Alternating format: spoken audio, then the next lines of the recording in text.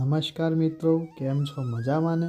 તો આજે આપણે આવી ગયા છીએ મોઢેરા ચાણસ્મા હાઈવે ઉપર આવેલા બાલ ગોગા મહારાજના મંદિરે, કે જ્યાં પ્રસાદીમાં પાણીની બોટલ ચડાવવામાં આવે છે.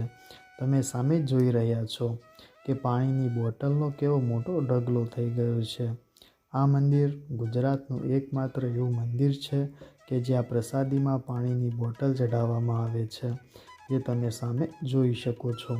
તમે જોઈ શકો છો કે આ મંદિર ખૂબ જ નાનું છે. ઈંટોનું આ મંદિર બનેલું છે અને મંદિરમાં એક દીવડો છે. આ મંદિર લીમડાના ઝાડ નીચે આવેલું છે.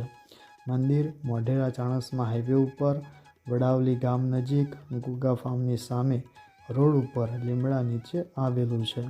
આ મંદિર બાલ ગોગા મહારાજના મંદિર તરીકે ઓળખાય છે.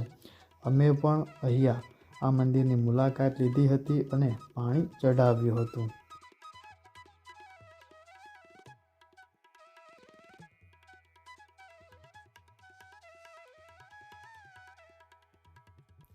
જો આ મંદિરના ઇતિહાસની વાત કરીએ તો આ જગ્યા ઉપર 2013માં રિક્ષાનું ભયંકર એક્સિડન્ટ થયેલું, જેમાં 2 નાના બાળકો મૃત્યુ પામેલા.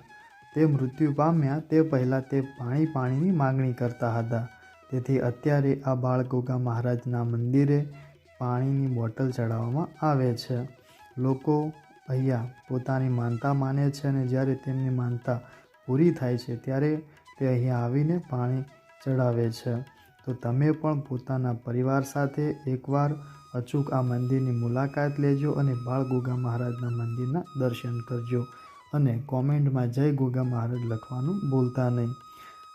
અને આવા બીજા અવનવા વિડીયો જોવા માટે અમારી ચેનલને લાઇક, શેર અને સબસ્ક્રાઈબ અચૂકપણે કરજો. જય બાળ ગોગા મહારાજ.